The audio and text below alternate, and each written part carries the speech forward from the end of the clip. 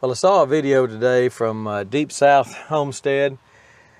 Danny was showing how dry it was at his place, and so let me show you what I got going on with my ponds, and just show you how dry it is right now. The temperature is not terrible, 90 degrees maybe.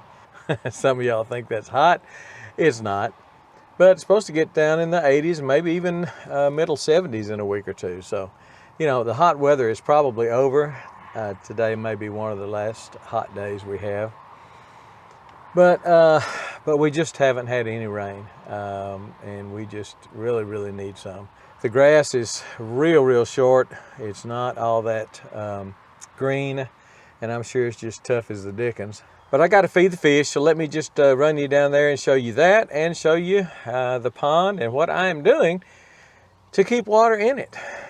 So this is just floating catfish feed. It's probably, less than a 1/4 inch in diameter, probably, maybe a 1/4 inch. And this will float until they grab it, and will stay floating quite a while. So I throw that on top, usually a couple of these big, probably 20-ounce things in my, what I'm calling my big pond. It's not so big right now.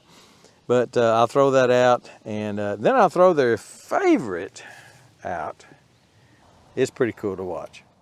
So I just threw it out there. They're a little slow today, but I can speed them up with that piece of bread. They do love that. But they're into it pretty good. The pond is probably 2, maybe 3 feet deep in the deepest part, and it should be that deep right there. Should be 8 or 9 feet deep probably. So we've lost a lot of water to evaporation and just not being replenished.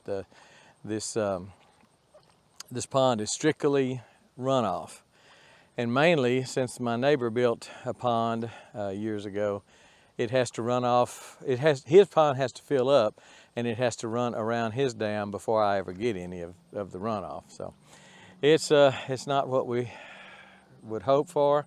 I wish there was a spring under it. They're just not. So, but let me throw the piece of bread out there and watch this. Take a minute to find it.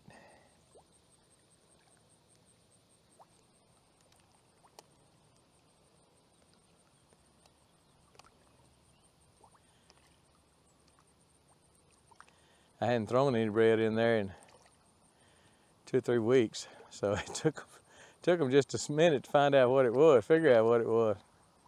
They love that bread. I buy it at the day-old store or the outlet store that's older bread they bring back from the grocery stores and stuff. But it don't take long for it to go. Let me show you what I'm doing to keep it up, or it would be pretty dadgum dry, if not dry.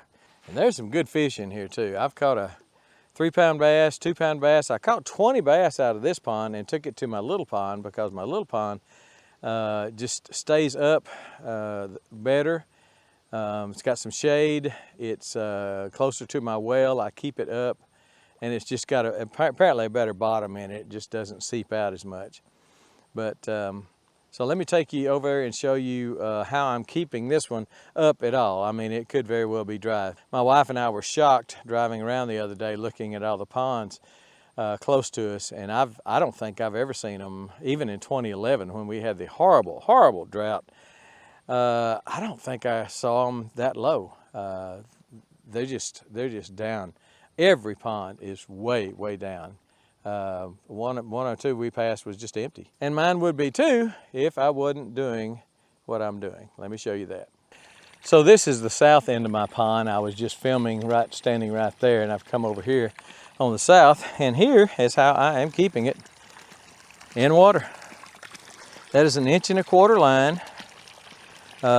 It's not under pressure. In other words, it's not going through the pressure tank of the well. It's straight up out of the well.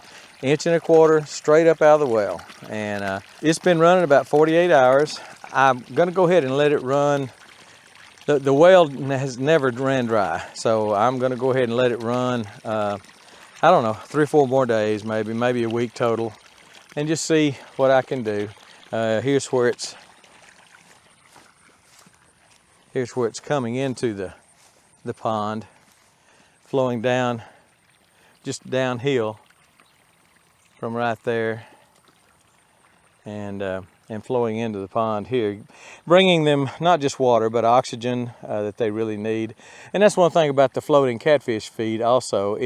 With them coming up to the top to grab it, it stirs up oxygen in the water. It also gives them oxygen as they eat the food, and it's just good for them. It oxygenates the water somewhat. Their feeding on top of the pond also helps them with the oxygen in a low oxygen situation, which this probably is. So that's what we're doing on this pond. The other pond is already full, so let's go look at it real quick. Now this pond is 50, 75 feet maybe in diameter. I can cast across it with a good cast. You can see all the fish that are in it. I just have hundreds and hundreds of small brim, bluegill. Again, I caught maybe 19 or 20 bass out of the other pond and threw them in here because that one just goes so dry, and this one I can keep up easily because it's smaller. It's just easier to keep up because it's smaller. So what I'm gonna do this time, I'm gonna throw the bread in there first and see what happens, because they ought to tear that up.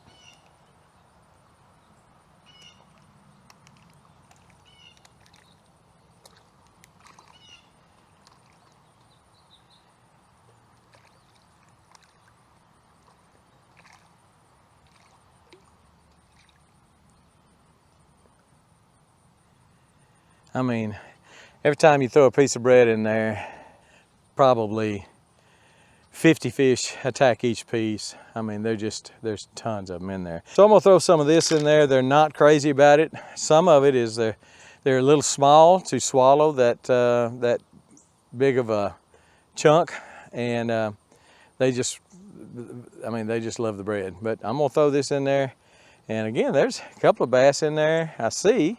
Normally I don't see the bass, so they may be hungry, I don't know. But let me throw this in there.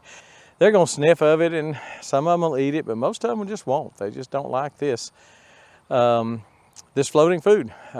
It's fish, you can smell it. It's very fishy. It's probably just ground up fish. They'll eat it eventually, but they don't eat it eagerly. Let's just put it that way. And then I'll show you what I do to finish up the feeding. And you'll see them come up. Again, they'll sniff of it. They'll bite it, but very few of them just immediately run down and take it underneath and eat it. But it just seems like they play with it more than anything. But they will eat it. They do eat it. And there's that bass, whether you see him or not. Pretty good size. I've got one in here about 2 pounds. That one's about 12 inches probably. But you can see them, they're eating it. It's just not going crazy on it. So this is feeding the fish here. And then I finish it up with something that a little out of the ordinary. Let me show you that. So after I feed them on both ponds, I finish up with range cubes. I was in the feed store the other day, and I asked him about range cubes, and he said there's a lot of people on a lot of lakes that will go out to their pier and throw range cubes in, or bait out their favorite fishing hole, whatever, with range cubes. Those are cow cubes. Cows chew those up and eat them, especially in the wintertime. So I throw those in there. First it started scaring them because it makes a big splash, and then they kind of got used to it, and doesn't seem to bother them now. So let me throw the range cubes in there.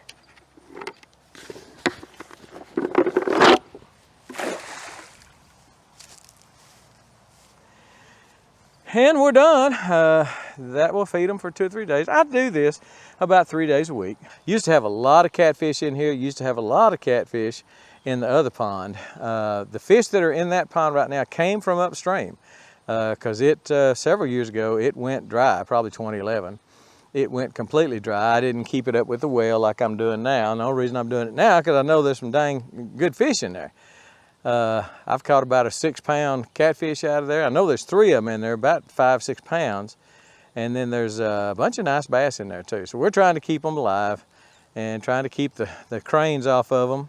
Just a look at my ponds and look at the situation. It is dry, but that well has served me well for many, many years, and it is keeping ponds alive, fish alive, and more importantly, protein alive. All right, I think that's it.